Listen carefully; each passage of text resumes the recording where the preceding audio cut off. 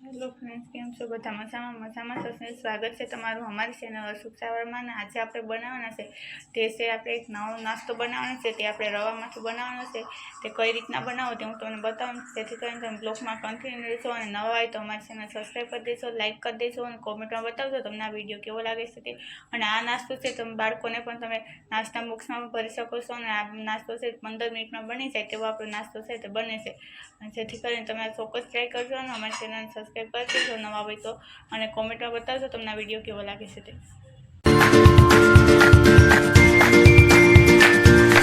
આજે આપણે રવામાંથી એવો નાસ્તો બનાવવાનો છે કે તમે ક્યારેય નહીં ખાતો હોય તેવો આપણે નાસ્તો બનાવવાનો છે. તે આપણે કઈ રીતના બનાવો તે હું તમને બતાવવાની છું. મેં અહીં છે તો 1 કપ રવો લીધો છે. હવે આપણે છે તો પહેલાં તો આપણે ગેસની માથે ગરમ કરવા પાણી મૂકવાનું છે. અહીં મેં અડધા ગ્લાસ જેટલું પાણી છે તે ગરમ થવા મૂકી દીધું છે. અને પાણી ગરમ થાય એટલે તેની અંદર આપણે કઈ કઈ વસ્તુ નાખવાની છે તે પણ હું તમને બતાવવાની છું. તેની અંદર પહેલાં તો આપણે છે તે અજમા નાખવાના છે. આ રીતે 1 ચમચી જેટલા આપણે અજમા લીધા છે તે આપણે નાખી દેવાના છે. અને અજમા નાખ્યા તેની અંદર આપણે છે તે નમક નાખવાનું છે. જો તમે જે મુજબ ખાતા હોય મીઠું ખારું તે મુજબ તમે નમક નાખી શકો છો. આ રીતે નમક નાખ્યા હોય તેની અંદર હવે આપણે ઘી નાખવાનું છે.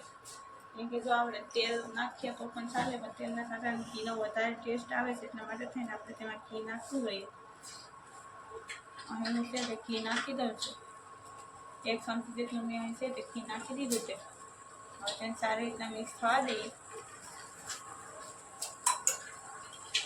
આ રીતે હલાવી નાખીએ એટલે મિક્સ થઈ જાય સારી રીતે.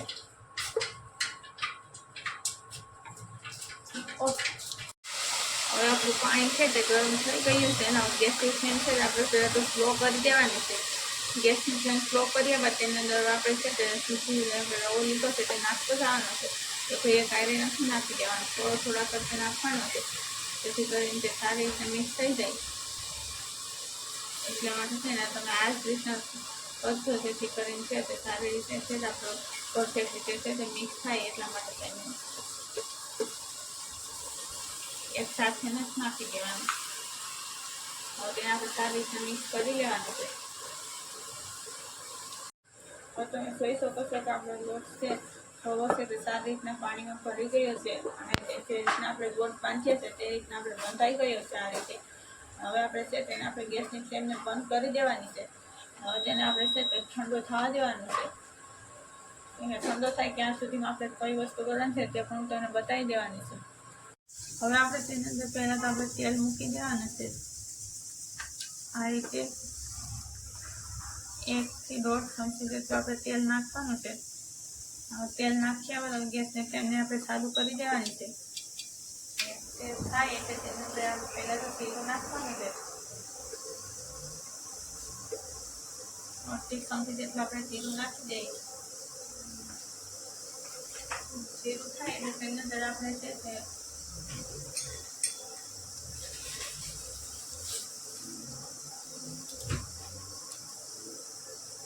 હવે તેની અંદર આપણે લીંબુ નાખી દઈએ. જીરું છે તે ફૂટી ગયું છે એટલે આ રીતે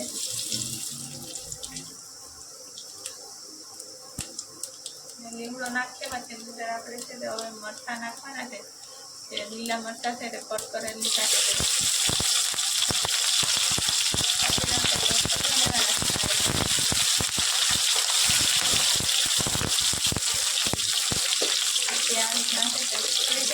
તેની અંદર આપણે છે તે નાખવાના છે. આપણે ગાજર છે તે જેનું તમારે ગાજર લીધું છે તે નાખી દઈએ.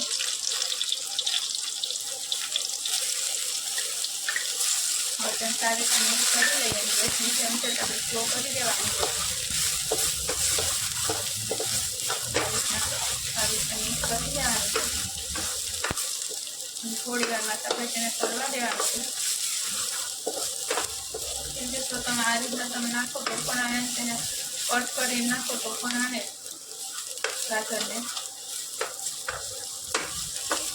આ રીતના કર્યા બાદ અત્યારની અંદર છે તવા આપણે નાખવાનું છે. બટેટાનો માવો છે તે બનાવેલો રાખ્યો છે તે બાફી અને ક્રશ કરીને રાખ્યો છે તે આપણે નાખી દઈએ. હવે તેને સારી રીતે મિક્સ કરી લઈએ. હવે તેની અંદર હવે આપણે મિક્સ થઈ ગયો છે માવો છે તે આપણે કાચા અને મરચાંની સાથે તેલમાં નાખો. તેની અંદર હવે આપણે ચાટ મસાલો નાખવાનો છે. ત્યાં મેં 1 ચમચી જેટલો ચાટ મસાલો નાખ્યો છે અને તે નાખ્યા હોય તેની અંદર આપણે છે તો હવે નમક નાખવાનું છે. સ્વાદ મુજબ આપણે નમક નાખી દઈએ, કેમ કે નમક આપણે ઓછું નાખવું પડે. ચાટ મસાલો નાખ્યો છે અને આપણે છે તે આપણે લોટ બાંધ્યો છે રવાનો, તે પણ નમક નાખેલો છે એટલે. અને નમક નાખ્યા બાદ હવે તેની અંદર આપણે છે તે ગરમ મસાલો નાખવાનો છે, તે પણ નાખી દઉં છું. અડધી ચમચી અંદર ગરમ મસાલો નાખ્યો છે.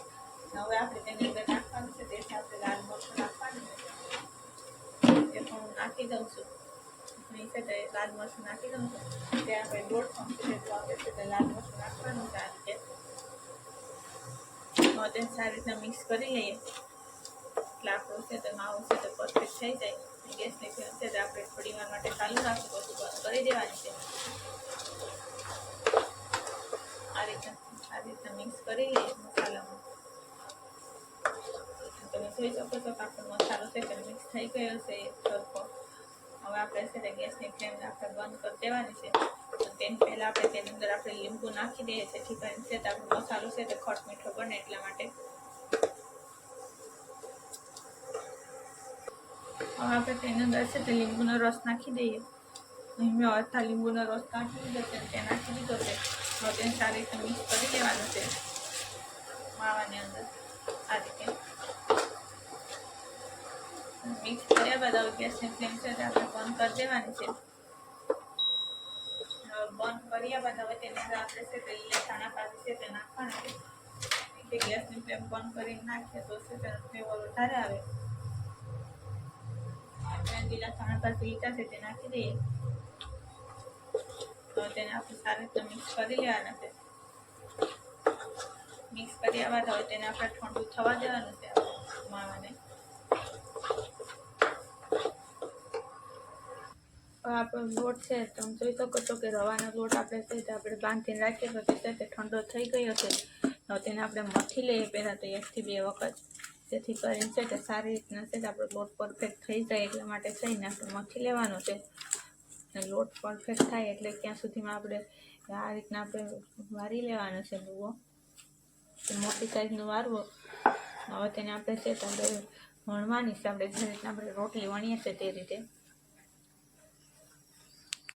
હવે આપણે આ રીતના લુવો વારી લીધો છે ને, તેને આપણે કોરો લોટ લીધો છે તેની અંદર આપણે લગાવી લેવાનો છે. તે પણ મેં અહીં રવાનો જ લોટ લીધો છે, કોરો લીધો છે તે પણ. હવે તેને આપણે વણવાનો છે આ રીતે. તમે જો જે સાઇઝથી વણો તે સાઇઝથી હાલે, પણ તેને આપણે મીડિયમ સાઇઝથી આપણે વધારે વણવાનો પ્રયત્ન કરવો, જેથી કરીને આપણો નાસ્તો છે તે પરફેક્ટ બને એટલા માટે.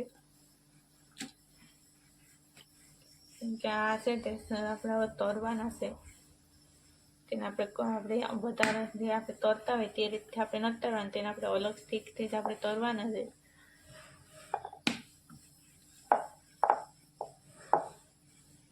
આ રીતના આપણે જે આપણે રોટલી બનાવતા હોય છે તે જ રીતે આપણે છે તેને આપણે વણી નાખવાનું છે. અહીં છે મેં વણી નાખ્યા છે ને હવે તેને આપણે છે તે કટ કરવાના છે રાઉન્ડ શેપમાં. આ રીતે તેને આપણે કટ કરી લઈએ.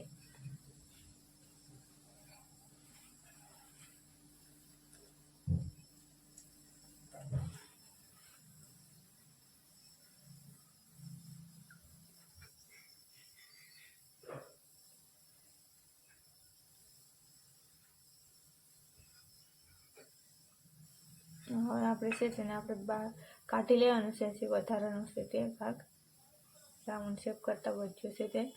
હવે આપણે છે તેને આ રીતે આપણે પ્લેટમાં કાઢી લેવાના છે. અને આ રીતના આપણે છે તે બધા બનાવી લઈએ પહેલાં તો રાઉન્ડ આકાર. મેં છે આ તમે જોઈ શકો છો કે આ રીતના છે તે વણી અને રાઉન્ડ શેપ તે આપી દીધા છે આ રીતે બધા રવાનું મીડિયમ સાઇઝ કરીને. હવે આપણે છે તેને આપણે કઈ રીતના કરવાનું છે હું તમને બતાવવાની છું. એમાં પહેલાં તો આપણે રવાનો છે તે લીધો છે, તે લોટ બાંધીને રાઉન્ડ શેપ લીધો છે તે જ મૂકી દીધો છે. હવે આપણે છે તેની અંદર આપણે માવો ભરવાનો છે, જે આપણે ઠંડો ખાવા મૂક્યો હતો તે માવો ભરી દઈએ. આ રીતે માવો લીધો છે તેને આપણે હાથની મદદથી છે તેને આપણે શેપ આપી દેવાનો છે. પહેલાં તો આ રીતના આપણે છે તે તે આપણે વણેલું છે તે આપણે રોટલીના આકાર આપણે પૂરી ટાઈપ તેની અંદર જ આપણે મૂકી દેવાનું છે આ રીતે.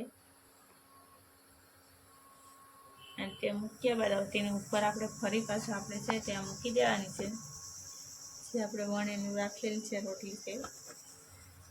અને તેને બસ આપણે આ રીતના છે તો આપણે બધી છે તે વણી લઈએ આ રીતે.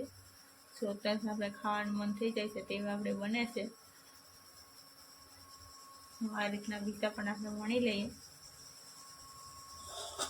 હવે તમે જોઈ શકો છો કે મેં આ રીતના છે તે વારી લીધા છે. કારણ કે તમે પોતા કાચા છે તો પણ ખાવાનું મન થઈ જાય છે તેવા બન્યા છે. તો તેની ઉપર આપણે છે ફરી મદદથી છે તેને આપણે આ રીતના આપણે ડિઝાઇન પાડી દેવાની છે. તે રીતના આપણે છે બિસ્કીટમાં આવે છે 20 બિસ્કીટમાં કઈ રીતની ડિઝાઇન આવે છે તે રીતે આપણે છે તે ડિઝાઇન પાડી દેવાની છે આ રીતે. અને આ રીતના આપણે ડિઝાઇન બધામાં પાડી લઈએ. અહીં મેં કઢાઈ મૂકી દીધી છે. હવે તેની અંદર આપણે છે તેલ નાખવાનું છે આ રીતે. વધારે આપણે તેલ નથી નાખવાનું. હવે તેને આપણે ગરમ થવા દઈએ. પહેલાં તો તેલ ગરમ થાય એટલે તેની અંદર આપણે છે તેને આપણે નાખી દેવાના છે આ રીતે.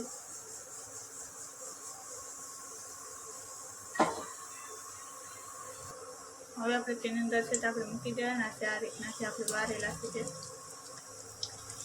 ગેસની ફ્લેમ છે તે મીડિયમ રાખવાની છે જેથી છે તે સરસ રીતના છે તે પાકી જાય. એટલા માટે થઈને આપણે મીડિયમ ગેસમાંથી આપણે તેને શેકાવા દેવાના છે. અને તેલ છે તે આપણે એટલું જ લેવાનું કે જેટલું છે નીચેનું પડશે તે ડૂબે તેટલું જ આપણે તેલ લેવાનું છે. વધારે તેલ નથી લેવાનું. તેમાં જ આપણે શેકવાના છે. એટલા માટે ખાસ ધ્યાન રાખવાનું. ને આપણે આ રીતે ઓછા તેલમાં જ આપણે બને છે. ઓછા સમયમાં છે આપણે આ નાસ્તો બનાવી શકીએ છીએ. બજારમાં મળે છે તેવો નાસ્તો બને છે. અને આ જ રીતના તમે ચોક્કસ એક વખત ટ્રાય કરજો. અને અમારી ચેનલ હજી સુધી સબસ્ક્રાઈબ ના કરી હોય તો કરી દેજો. અને જો તમે જોઈ શકો છો કે આપણે છે તો આપણે ઉપરથી પણ એવા ક્રિસ્પી બને છે કે જે આપણે ખાવાનું જ મન થાય. બાળકોને પણ બહુ ભાવે છે તેવા જ આપણે બને છે આ નાસ્તો છે. હવે આપણી એક પર ચડી ગઈ છે તેને આપણે પલટાવી લઈએ આ રીતે. હવે બીજી સાઈડ પણ આપણે ચડવા દેવાનું છે. ગેસની ફ્લેમ આપણે સ્લો રાખીને ચડવા દેવાનું છે. આપણા છે તે ચડી ગયા હશે જે આપણે નાસ્તો બનાવ્યો છે તેને આપણે છે તે આપણે કાઢી લેવાનો છે. હવે જોઈ શકો છો કે ચડી ગયા છે. હવે તેને આપણે કાઢી લઈએ આ રીતે.